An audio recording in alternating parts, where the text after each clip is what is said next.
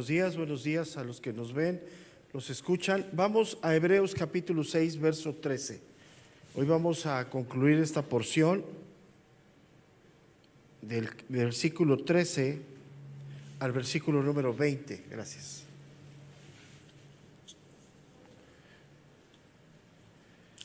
Y vamos a dar lectura porque realizamos retomar un poquito el contexto para entrar a partir de la segunda parte del versículo 18, que fue donde nos quedamos hace 8 días. Dice el verso número 13, porque cuando Dios hizo la promesa a Abraham, no pudiendo jurar por otro mayor, juró por sí mismo, diciendo: de cierto te bendeciré con abundancia y te multiplicaré grandemente. Y habiendo esperado con paciencia, alcanzó la promesa. Porque los hombres ciertamente juran por uno mayor que ellos, y para ellos el fin de toda controversia es el juramento para confirmación.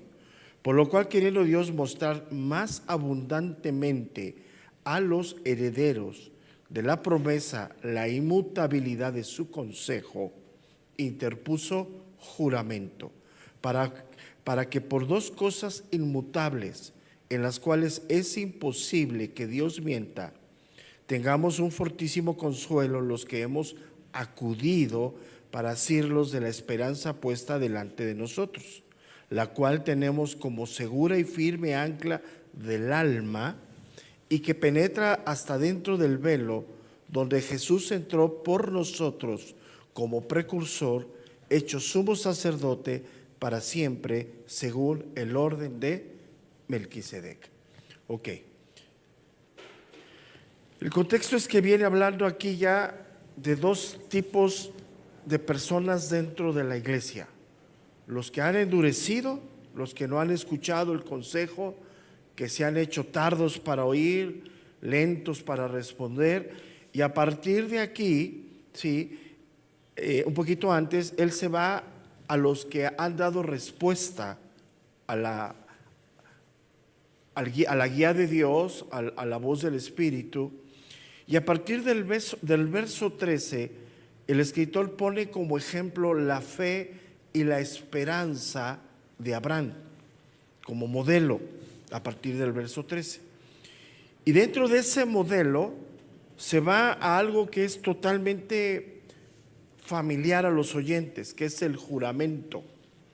En la cultura judía, en la cultura hebrea, el juramento tiene o tenía una relevancia que ya aún en los tiempos del Señor, como lo vimos hace 8 días, se había hecho algo simple, algo que evidencia, el contexto es que evidencia el pecado de la tardanza, de la dureza. ¿Qué es lo que evidencia? Hablar algo en el cual desde el corazón no estamos dispuestos a cumplir. Eso es el contexto. Por eso el Señor, lo vimos hace 8 días, ¿sí? Él los reprende fuertemente en cuanto al juramento. Entonces, a partir tomamos el verso 18 como base, porque hasta ahí ya llegamos, ¿sí? Dice: para que por dos cosas inmutables en las cuales es imposible que Dios mienta, tengamos un fortísimo consuelo. Bueno, ya habíamos dejado claro que la promesa evidente que le dio a Abraham, ¿sí?, está encerrado el Evangelio. El Evangelio, según lo que dice aquí, que es la promesa, o sea, por el cual iban a nacer muchas personas, iban a incorporar a ser hijos de Dios. El Evangelio aquí es el ancla firme, dice aquí, la cual tenemos como una segura y firme ancla del alma. El escuchar la voz de Dios, ese es el contexto, a través del Evangelio nos afirma en el corazón. Cuando no escuchamos la voz de Dios, fluctuamos, nos endurecemos, no escuchamos el consejo. Eso es lo que él está tratando aquí.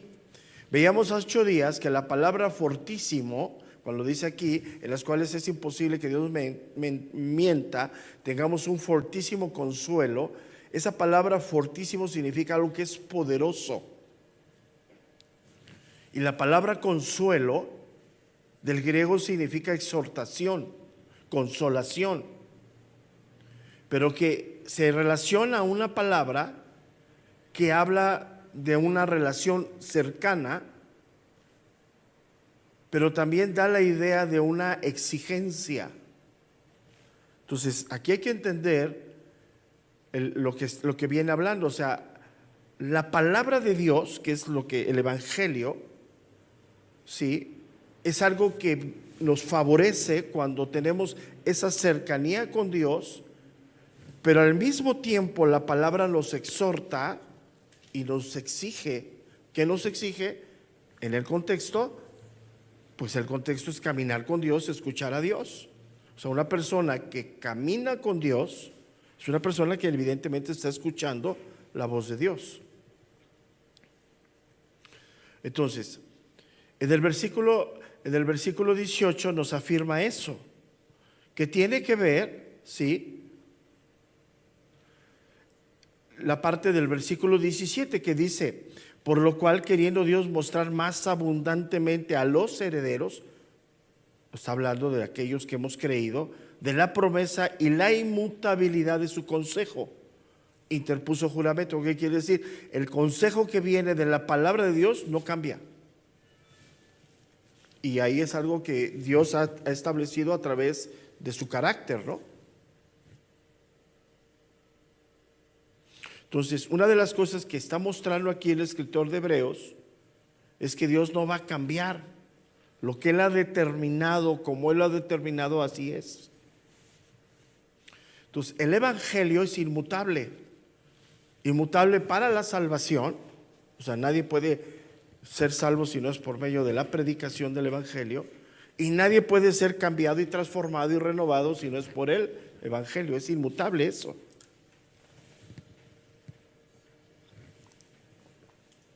Entonces, en el mensaje que viene de parte de Dios, viene manifestado su carácter eterno, lo que Él es, pero también viene manifestado el mensaje hacia nosotros, que por eso es la palabra exigencia, ¿qué debemos de hacer? O sea, la vida que debemos de llevar. Entonces, eso es lo que vemos en la primera parte del versículo número 18, para que por dos cosas inmutables en las cuales es imposible que Dios mienta, ¿sí?, tengamos que Dios, o sea, Dios no va a cambiar, no va a modificar su manera de proceder. Entonces, cuando dice que Dios mienta, nos ha enseñado que Dios no es hombre para mentir, ¿no? O sea, su consejo es inalterable, ¿no? Veíamos hace 8 días, para afirmar esta cita, íbamos al libro de Números, capítulo 23, verso 19.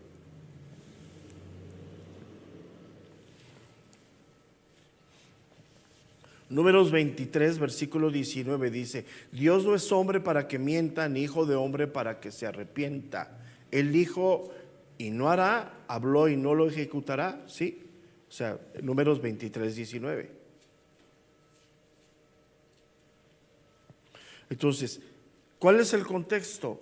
No confiar en nuestros propios pensamientos para no endurecernos, sino ir al consejo de Dios, no endureciendo el corazón,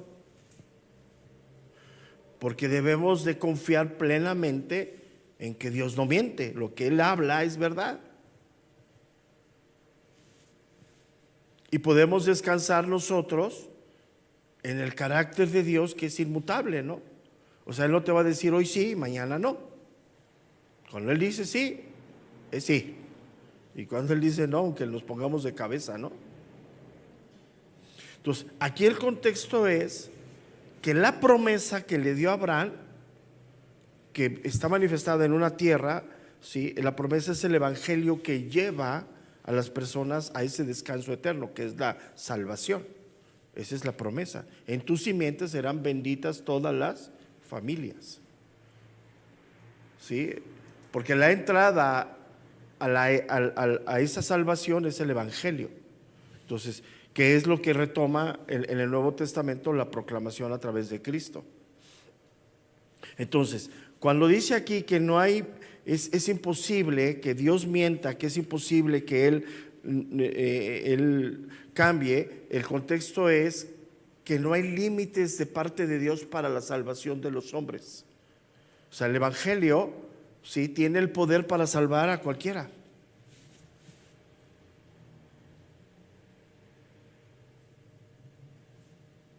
Y el Evangelio, a los que hemos sido salvos, nos asiste, nos fortalece, nos exhorta, todo para perseverar en el camino de la fe, como Abraham tuvo su fe que ser probada.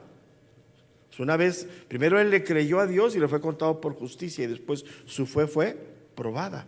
Entonces exactamente igual a nosotros, ¿no? O sea, también él pasó en esa prueba de Dios, podemos decir, Abraham pasó su desierto cuando Dios le pide a Isaac y él sale adelante, ¿no? Entonces, aquí el contexto es que a pesar de la persecución que están viviendo, todo lo que ellos, el descrédito que ellos están viviendo, ellos van a encontrar el consuelo en la palabra de Dios, afirmando la promesa de la vida eterna. Eso es lo que les está diciendo. Entonces, ya a partir del verso 18, la segunda parte, ya entramos en lo que vamos a ver el día de hoy. Dice, fíjate, hay que tener mucho cuidado como lo que dice ahí. Dice el verso 18. Voy a dividir la primera parte del versículo 18, me voy a detener. Dice, para que por dos cosas inmutables en las cuales es imposible que Dios mienta, tengamos un fortísimo consuelo. Ahora, aquí vamos a ver qué es lo importante. Fíjate, él viene hablando, el escritor, ya de dos tipos de personas que están dentro de la congregación. Dice a partir del verso, la mitad del versículo número 18, los que hemos sacudido. Entonces, aquí ya implica que no todos van a buscar el consejo de Dios dado en la palabra de Dios. O sea, los que hemos sacudido para asirnos, dice, de la esperanza puesta delante de nosotros. Entonces, aquí lo que él empieza a hablar es afirmar a aquellos creyentes que han sido guiados por la palabra de Dios, que no han endurecido su corazón. Ahora, aquí hay dos cosas bien importantes. Está marcando dos tiempos. Dice, los que hemos sacudido para asirnos. Está marcando dos tiempos. ¿Por qué utiliza la figura del ancla? Mira, la figura del ancla que utiliza aquí tiene un propósito.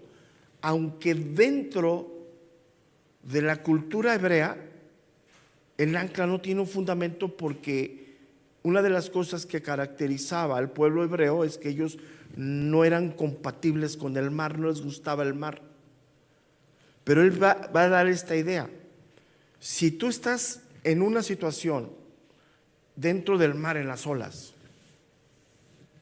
aquí para allá, que no tienes seguridad, y ves a lo largo, enfrente de ti, un ancla, algo seguro, para trasladarte hacia ese punto, tienes que dejar la posición donde estás. O sea, yo no puedo afianzarme de lo que está delante de mí. ¿Qué es lo que está delante de mí? La promesa de la vida eterna, que él me afirma el Evangelio. Pero para que yo me afirme de esa promesa, tengo que dejar lo que está atrás. ¿Cuál es el contexto? El contexto de ellos es dejar lo que ellos eran antes de Cristo y lo que son hoy antes de Cristo. Lo que los estaban llevando en la persecución a ellos y lo que los estaban incitando a ellos es que volvieran a las prácticas del Antiguo Testamento. Entonces, ¿qué nos enseña aquí? La vida cristiana, que está afirmada en la fe, tiene puestos los ojos hacia adelante, no hacia atrás. En esta condición de lo que éramos antes de Cristo, cómo vivíamos, cómo pensábamos, cómo actuábamos, qué nos gobernaba, tenemos que poner puestos los ojos adelante. Ahora, aquí habla de otra cosa que es bien importante. Una cosa es la promesa de Dios, y otra cosa es que tenemos que ir nosotros a hacer válida esa promesa de Dios en nuestra vida. Leamos con cuidado, los que hemos acudido. O sea, no habla de todos, pero también habla de una acción, hacer algo hacia allá. Esta palabra, acudido, del griego significa huir. Si yo para huir, para ir hacia algo, tengo que dejarlo de atrás. En el contexto de ellos, de los oyentes, era todo lo que se les había venido en cuanto a que Cristo no regresaba, que era una burla, y la oferta que les daban era: regresa a lo que eras antes, a las prácticas de antes. Esa era la oferta. Muchos habían accedido y se habían hecho tardos para oír, lentos, habían gustado, habían probado, todo eso, pero no les había hecho bien. Entonces ese es el contexto cuando dice los que hemos sacudido. O sea, y ahora aquí hay algo bien importante: no están todos. O sea, no todos. O sea, el contexto es, vamos a pensar, en este momento los congregantes de Hebreos muestran la iglesia. Dentro de la iglesia no todos acuden a la esperanza porque siguen queriendo vivir en la conformidad del pasado, y ese es el engaño más grande. O sea, yo soy creyente y vivo igual. Dime en dónde dice eso. O sea, yo soy creyente y sigo pensando lo mismo en muchos aspectos. Entonces, este verbo, cuando dice aquí la palabra consuelo, los que hemos acudido, esa palabra acudido, entonces del griego significa literalmente huir. ¿Sí? Entonces, si nosotros, ¿sí?, lo ponemos claro, ¿sí?, ese verbo nos da la idea de hacia dónde vamos, hacia dónde nos dirigimos. O sea, si yo estoy en un lugar que me está agobiando, tengo que poner los ojos en Cristo. Ahora, ¿cuál es la terrible situación de donde hemos salido? Sí, pues de la condición sin Dios. O sea, todas las prácticas que se hacían en ese tiempo, pues eran prácticas únicamente religiosas. Entonces, ¿cuál es el contexto de la condición en donde estábamos sin Dios?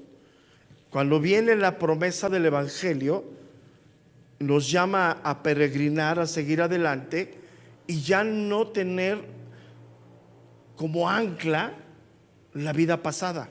O sea, ya nada que ver. Es como si estuviéramos saliendo de un lugar en llamas, ¿no? Pues corres hacia donde no están las llamas, ¿no? Entonces, es el punto.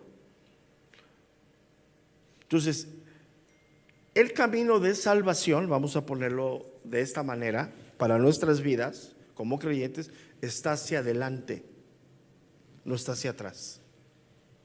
De allá venimos.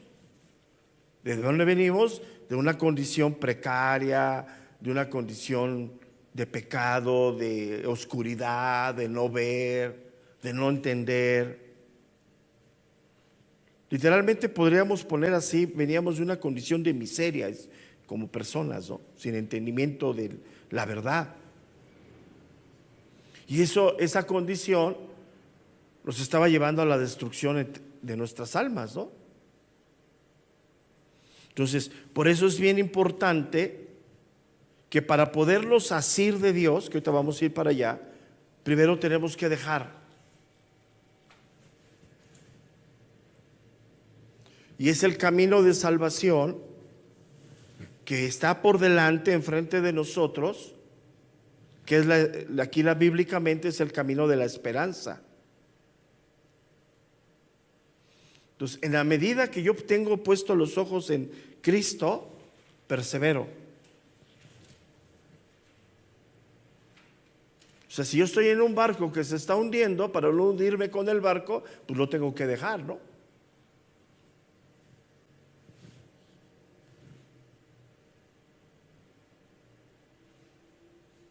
Vamos a ver dónde afirmamos esto.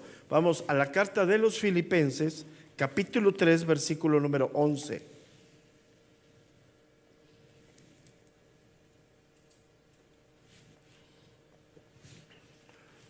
Aquí Pablo escribe lo mismo, pero él lo aplica a él, a su persona. Filipenses 3:11.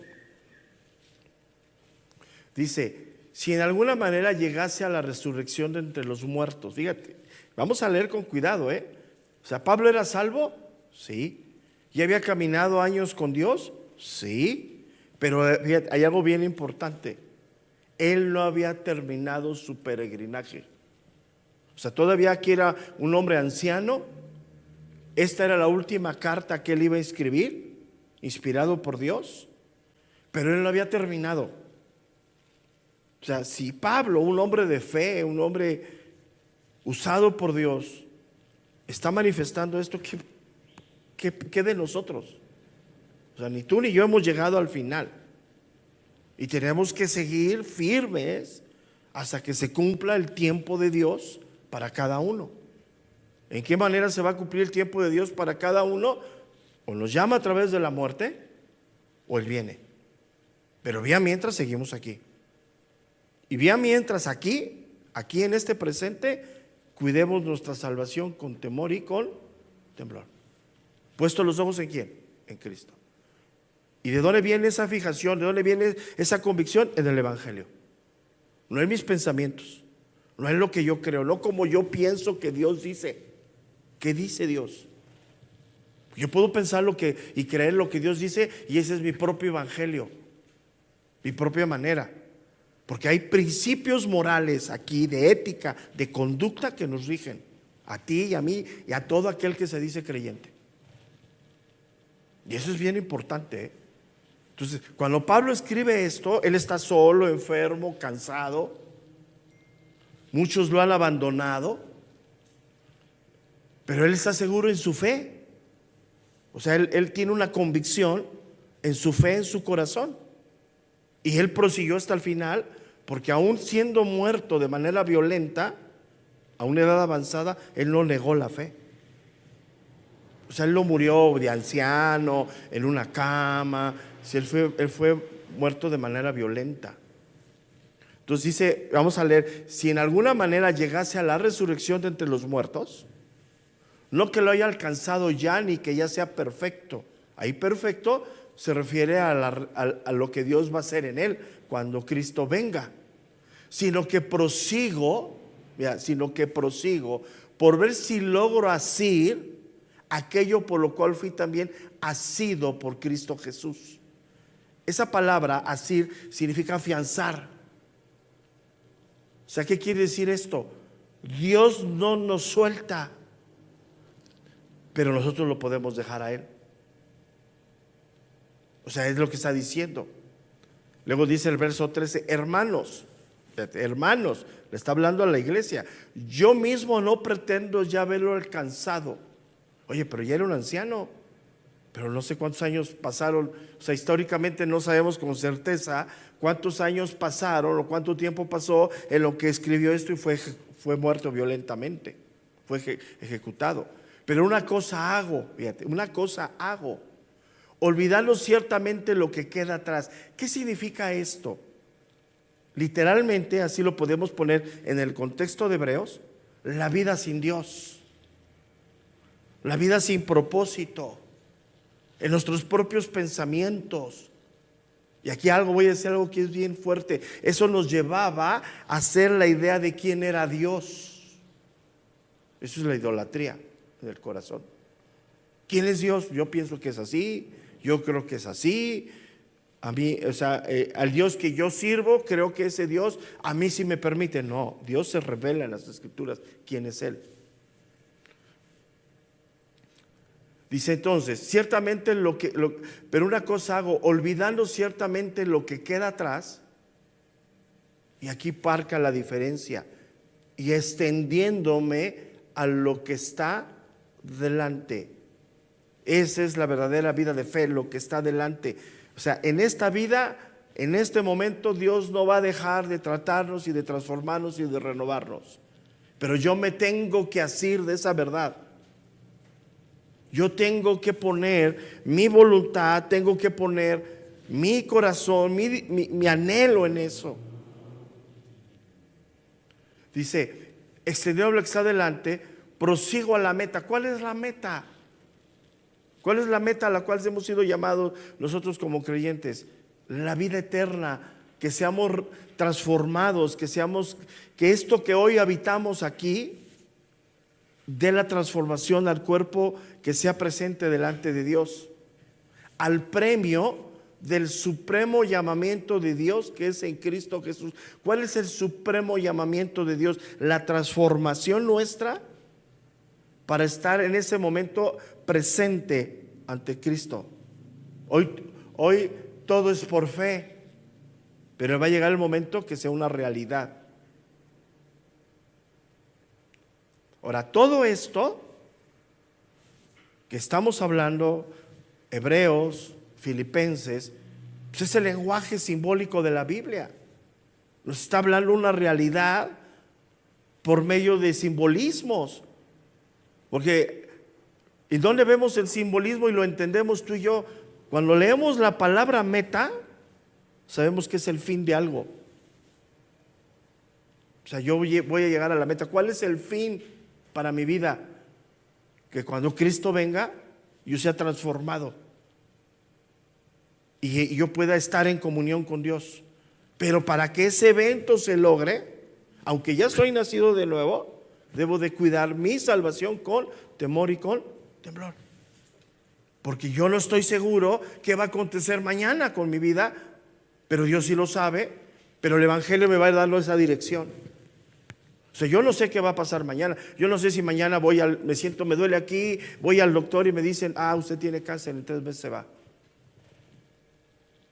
Pero aún en esa condición ahí, la provisión para mi vida espiritual y moral que me va a sostener es el Evangelio. El Evangelio que Dios revela, no el que yo quiero ver. Esa es la parte importante. Porque ya vimos el contexto de aquellos que han endurecido el corazón, que gustaron, que vieron, que probaron. Ya lo vimos.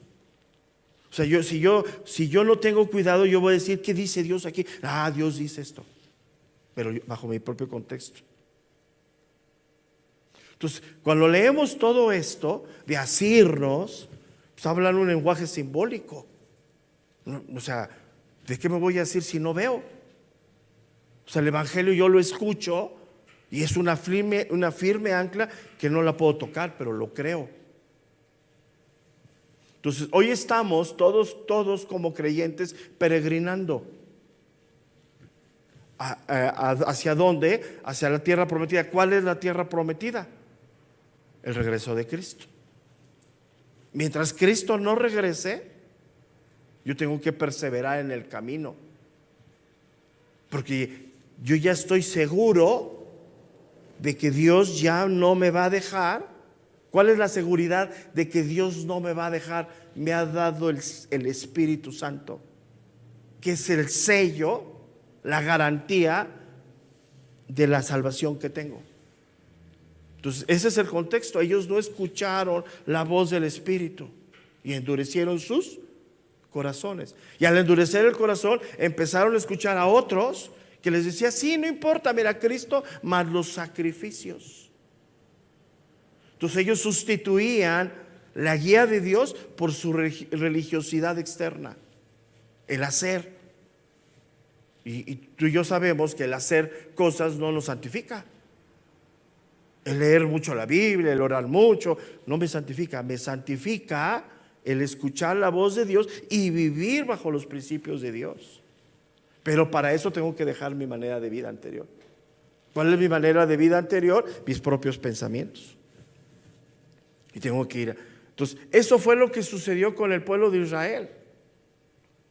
O sea, Dios primero los toma a través del pacto. Fíjate, lo que hizo Dios, hace la Pascua, los toma, los abraza como pueblo y después los saca al desierto. ¿Qué hizo Dios con nosotros? Primero nos llama, nos convierte, nos santifica, nos da el Espíritu Santo y luego nos deja peregrinar en esta vida. Es lo mismo. Y en el desierto, los que tenían que caminar siendo guiados por Dios, era el pueblo de Israel. Ellos tenían que caminar siempre la nube, siempre la lumbrera, de día y de noche ahí. Es exactamente lo mismo. Oye, el Espíritu Santo está, quién tiene que caminar espiritual y moralmente? Nosotros. Es la verdad bíblica. Entonces, por eso Pablo dice aquí, perdón, el escritor de Hebreos, regresemos a la primera parte de lo que estamos tratando del versículo 18, dice: los que hemos sacudido. Y ahí claramente muestra que no todos, los que hemos. O sea, ¿cuál es la enseñanza bíblica? No mirar atrás. O sea, esa es la obra del Espíritu Santo. Cuando nosotros vamos a Dios y Él nos perdona, no nos está recordando el pasado, ¿no? Te perdonó y te extiende hacia adelante.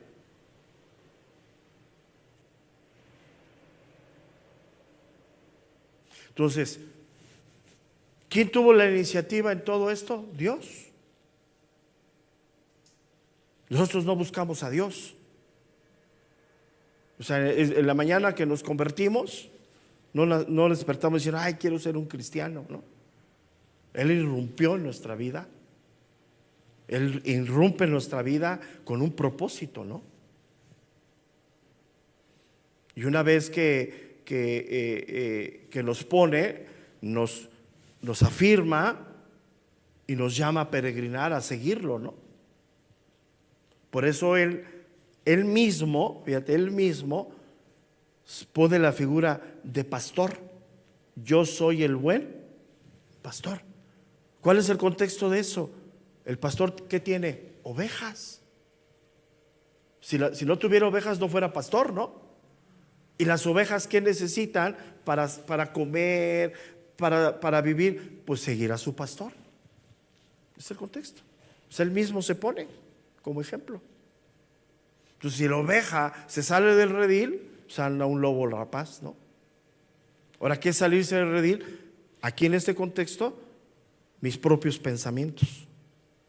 Porque no escuchaban la voz de Dios, estaban endurecidos. Dice, empezamos en esa parte diciendo: por cuantos habéis hechos tardos, ¿para qué? Para oír. Entonces ya no escuchaban la voz de Dios, andaban en sus propios pensamientos, venía la palabra, probaban la palabra, no les hacía provecho, y eso los llevó al endurecimiento y los llevaba a la apostasía. Entonces, ¿quién debe de perseverar en el camino? Nosotros. ¿Quién se debe de esforzar? Nosotros. Mira, y esforzar aquí tiene un contexto, ¿eh? Esforzarnos es escuchar la voz de Dios. Porque nuestra naturaleza no quiere nada de Dios, ¿eh? Necesitas esforzarte espiritualmente en el hombre interior para escuchar la voz de Dios. O sea, aquí el esfuerzo no es que hagas. O sea, vamos a ser sinceros. Nosotros por manera natural no queremos el consejo de Dios, queremos nuestra propia vida. Y una de las cosas que tenemos bien fundadas todos es el egoísmo, yo primero. Esforzarnos, ese es el contexto. Ya tenemos el Espíritu Santo y Él viene y nos habla, viene la palabra de Dios y tiene vida. ¿Pero vida de qué? Del consejo, de la exhortación, de la consolación.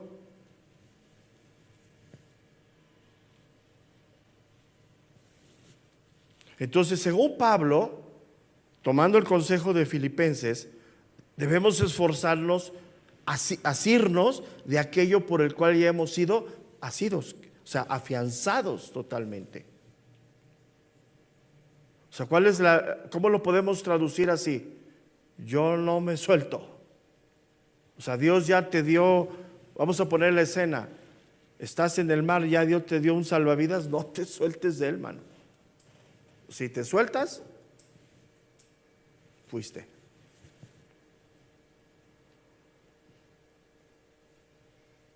¿Y cuál es la evidencia de esa perseverancia? Hacia adelante. Estamos caminando hacia adelante. Entonces podemos decir que la iniciativa de la salvación está fundada en Dios. Pero la perseverancia, la constancia, es parte de la responsabilidad humana. Así como no pudimos hacer nada para salvarnos, hoy sí podemos hacer mucho para perseverar correctos en el camino de Dios. O sea, Dios ya hizo lo imposible, regenerarnos. Pero lo que era imposible para los hombres, Dios lo hizo. Pero por esa regeneración, hoy debemos de vivir conforme a esos principios. Ya no vivir bajo la vieja manera de vida. Ahora, ¿a dónde está manifestada la vieja manera de vida? Gálatas 5.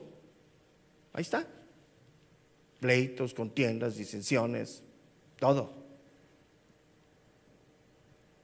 Y Gálatas 5 manifiesta lo que hay en una relación entre personas. Y mi relación entre personas es mi evidencia de mi comunión con Dios. Porque si yo digo que amo a Dios y menosprecio a la gente, pues imagínate. Es decir, ilógico, ¿no? Entonces hoy todo creyente del tiempo de su vida está en el éxodo. No hemos llegado. Y corremos el riesgo de desviarnos del camino con mucha facilidad. Y cuando el pueblo de Israel se estaba desviando del camino, rechazaba el consejo de Dios. ¿Y a quién rechazaban? A Moisés. ¿Cuántas veces quisieron apedrear a Moisés y matarlo? ¿Estás entendiendo? Y hoy se toma como un contexto natural la rebelión del corazón dentro de la iglesia. Y la rebelión del corazón dentro de la iglesia no es abierta hacia Dios, sino a lo que Dios ha establecido. Rechazamos, no quiero. Quiero a Dios, pero no te quiero a ti. ¿Cuál es el orden? O sea, ¿por qué tenemos que ir al orden bíblico? ¿Por qué Dios, si los iba a guiar, Él con la columna de fuego, con la nube, ¿para qué les puso a Moisés? No era necesario. Entonces, ahí es el punto. O sea, yo quiero hacer la voluntad de Dios, sí, pero tienes que entender el orden de Dios. Y es lo que a veces nos cuesta trabajo. Entonces dice, los que hemos acudido para asirnos de la esperanza puesta delante de nosotros. Y para que esa esperanza sea firme, Dios ha puesto medios. O sea, en el contexto bíblico, en el contexto más amplio del Nuevo Testamento, Dios ha puesto medios de gracia para afirmar nuestra esperanza.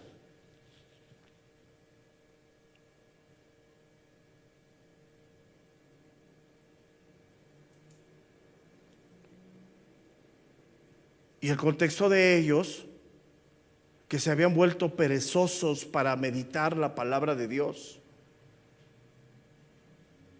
la habían desechado, no habían puesto atención, había habido exhortaciones, dijeron no.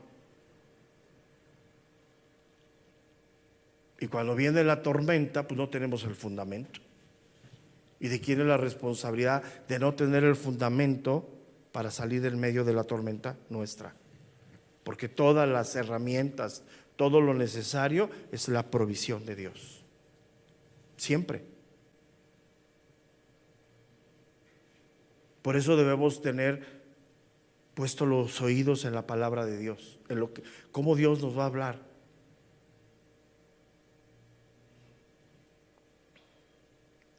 Porque la esperanza está puesta delante de nosotros. O sea, Él nos pone la meta, llegar hasta el final.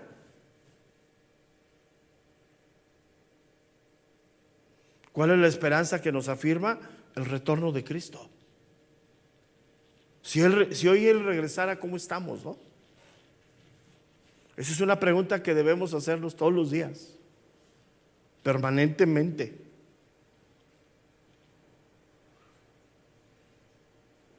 Porque ahí se nos olvidan muchas cosas, ¿no?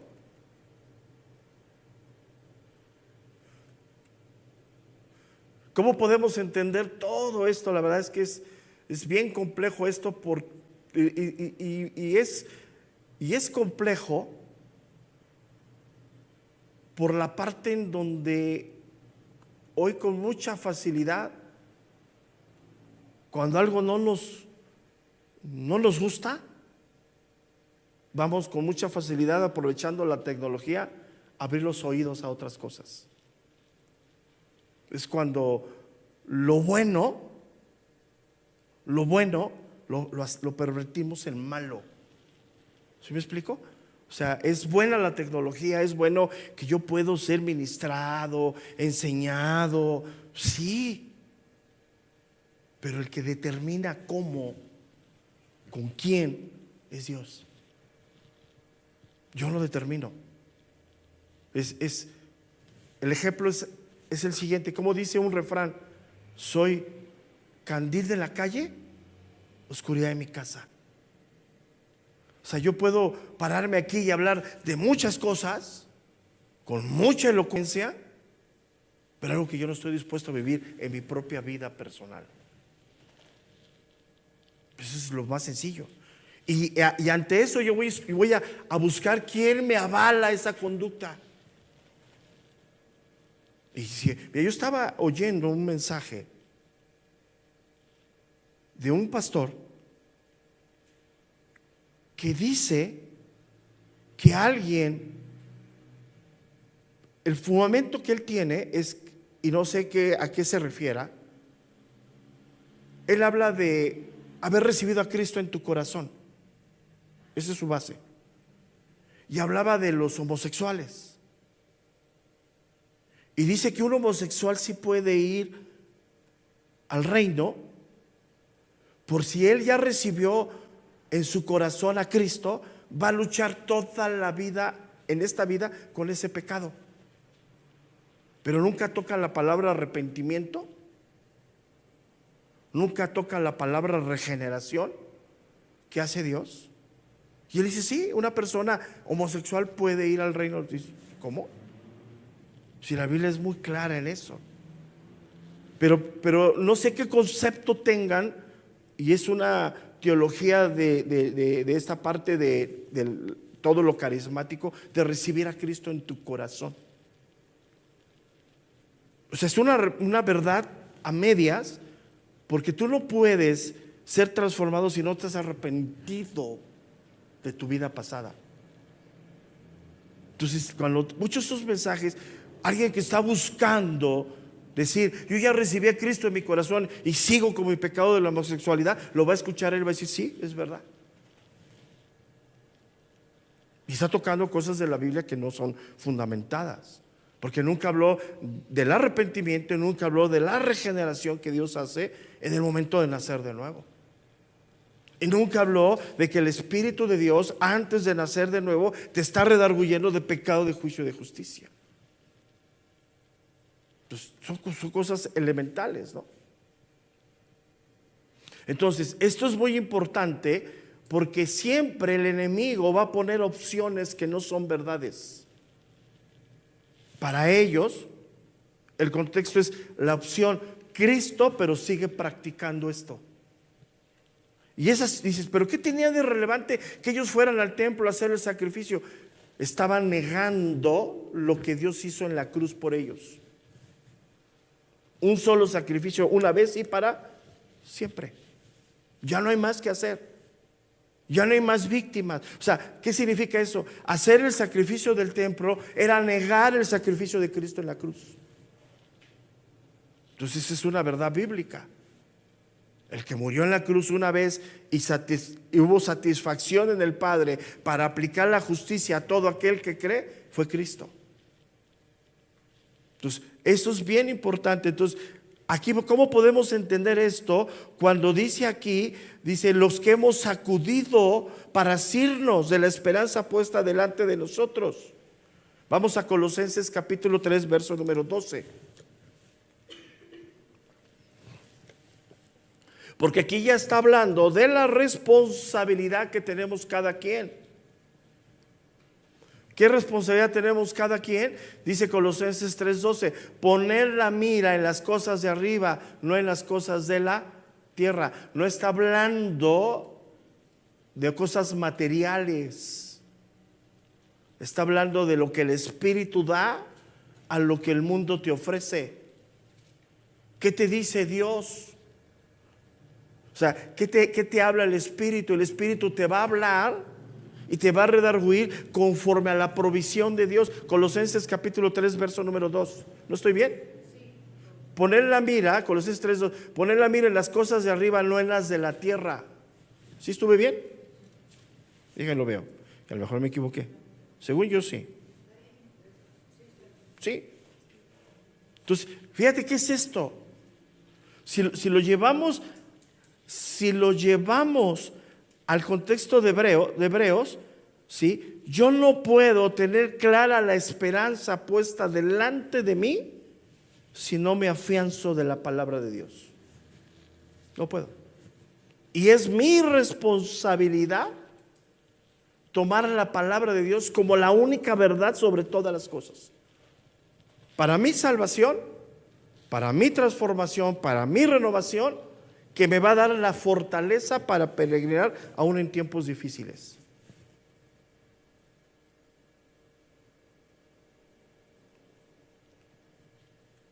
Porque cuando viene y Dios permite la prueba, pues tengo que afianzarme de eso.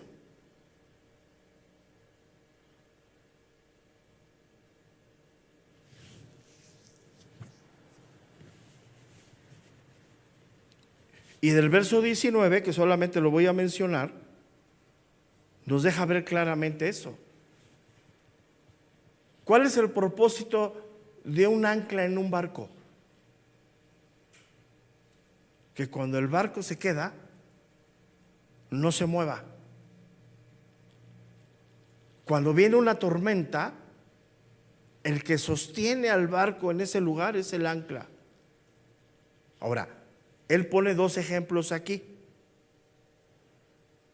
Habla de un ancla para referirse a la verdad de Dios, que es inamovible, en el cual yo me debo de asir.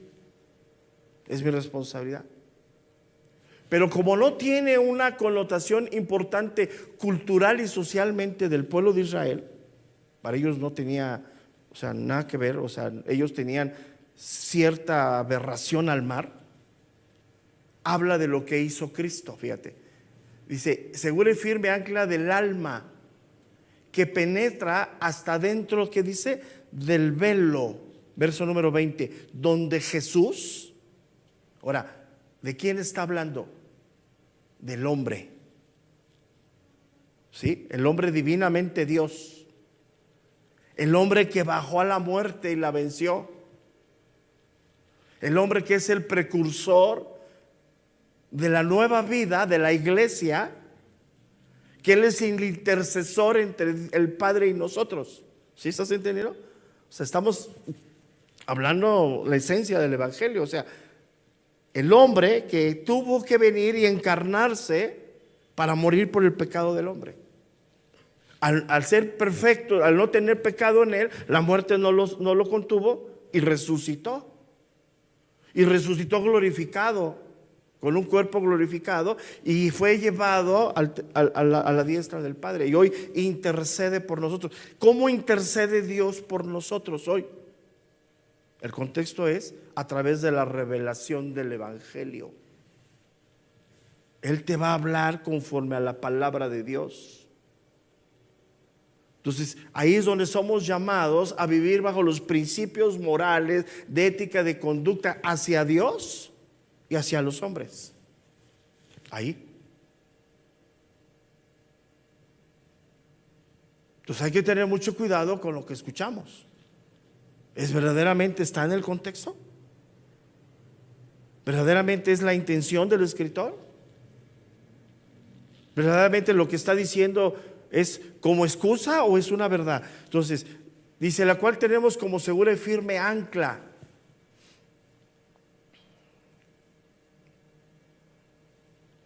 Entonces, lo que él hace, con esto vamos a terminar, es en el verso 19 y 20, afirma la exhortación del versículo 18, que tenemos la exhortación de la responsabilidad que tenemos nosotros de asirnos de la palabra de Dios.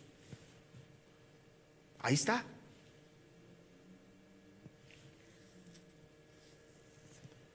Porque las verdades de Dios producen estabilidad y seguridad en el corazón.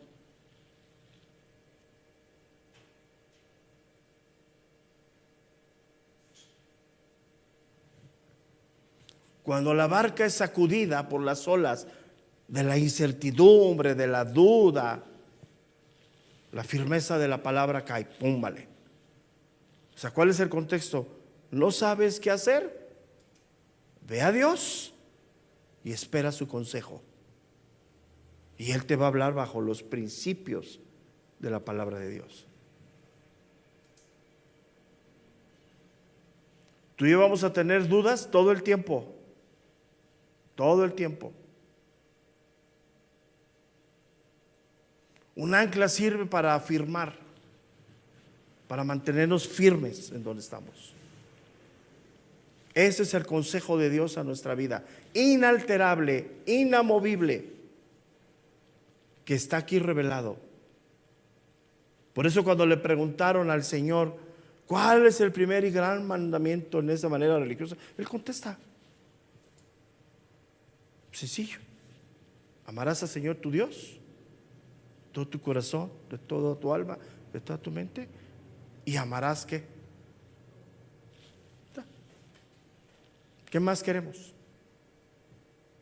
Y ahí hay mucho trabajo, ¿no? Para todos nosotros. Se va el tiempo como siempre, ya son 10:05, concluimos esta mañana, concluimos este año en cuanto al instituto.